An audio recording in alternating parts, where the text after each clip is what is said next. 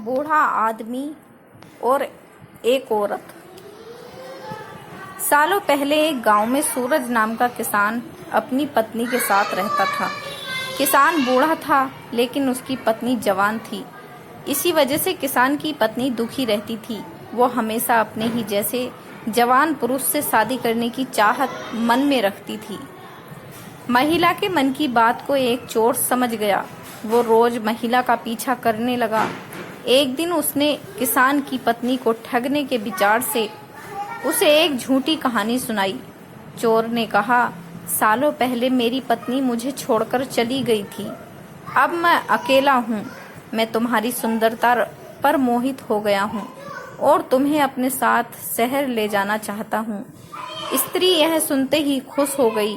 वो फटाफट बोली, ठीक है, मैं तुम्हारे साथ चलूंगी, लेकिन मेरे पति के पास बहुत धन है। पहले मैं उसे ले आती हूँ। उन पैसों से हम जीवन भर आराम से रहेंगे। यह सुनकर चोर ने कहा, ठीक है, तुम जाओ और लौटकर इसी जगह आना। मैं तुम्हारा इंतजार करूंगा। स्त्री घर पहुंचती तो देखा कि पति गहरी नींद में था।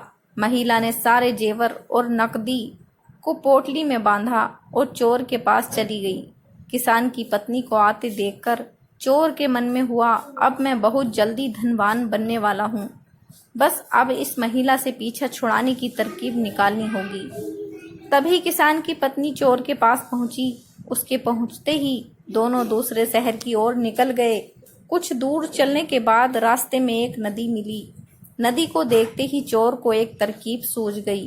वह महिला से बोला, देखो, नदी गहरी है, इसे मैं तुम्हें पार करवाऊंगा, लेकिन पहले मैं यह पोटली नदी के उस पार रखूंगा, फिर तुम्हें साथ ले जाऊंगा। स्त्री को चोर पर पूरा विश्वास था। उसने कहा, हाँ, ऐसा करना ठीक रहेगा। फिर चोर ने कहा, देखो, तुमने भारी जेवर पहने हैं, ये जेवर भी तुम मुझे दे दो ताकि तुम्हें नदी पार करने में कोई बाधा न हो। यह सुनते ही किसान की पत्नी ने अपने सारे जेवर चोर को दे दिए। पोटली में बंधा धन और महिला के जेवर लेकर चोर नदी के पार चला गया। महिला उसके लौटने का इंतजार करती रही, लेकिन वो फिर कभी लौटकर नहीं आया। अब महिला को बहुत दुख हुआ और उसकी आंखों से आंसू बहने लगे, लेकिन पछतावे के लिए तब तक बहुत देर हो चुकी थी। उसका सारा पैसा और जेवर लेकर चोर जा चुका था।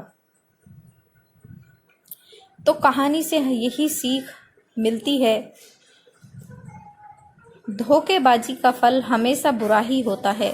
व्यक्ति जैसा बोता है वैसा ही काटता भी है।